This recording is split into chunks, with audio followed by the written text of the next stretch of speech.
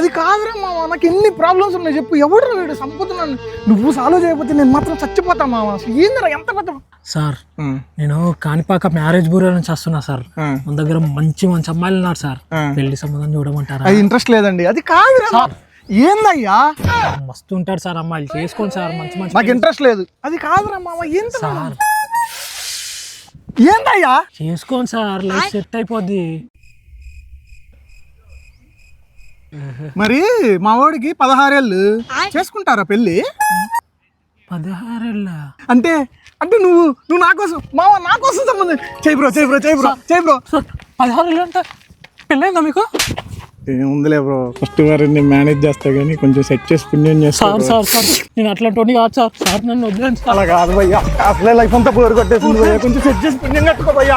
భయ్యా